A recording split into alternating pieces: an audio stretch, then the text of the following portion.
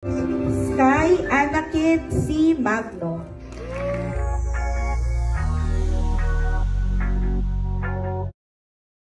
Pancho Magno at Max Collin magkasama sa moving up ng kanilang anak na si Sky Collin.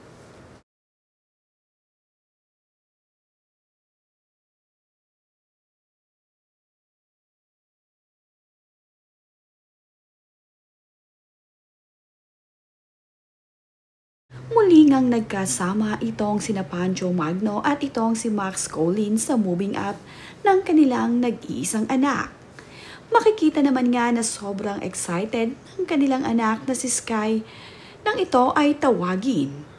Umakyat nga agad ito ng stage at hindi napigilan nang mag-partner na sina Max Collin at Pancho Magno ang kanilang anak. Pagkaakyat nga ng stage nitong si Sky ay bigla na nga lamang itong nagtatakbo. Kaya naman sa hindi inaasahan ay bigla na nga lamang na nalaglag sa stage ang kanilang anak na si Sky. Agad naman itong kinuha ng mga staff na naroroon. Itong ang si Pancho Magno at itong si Max Collin ay natuwa na lamang sa kanilang anak dahil sa sobrang excited nga nito ay nahulog ito sa hindi inaasahang pagkakataon.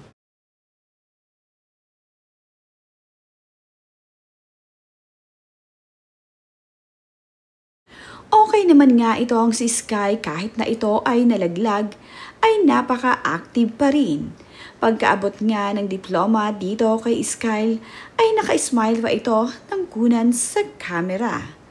Ito namang si Max Collin ay nag-aalala dito sa kanyang anak. Very active kasi ng batang ito at sa sobrang excitement nga niya, ay talaga namang hindi napigilan ang magtatakbo dito sa stage.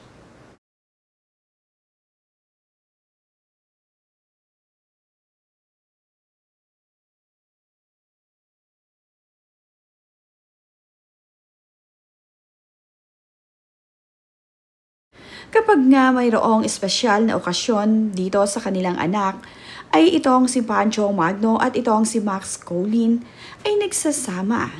Napakaganda nga ng co-parenting ng dalawang ito. Basta para sa kanilang anak ay gagawin ang lahat.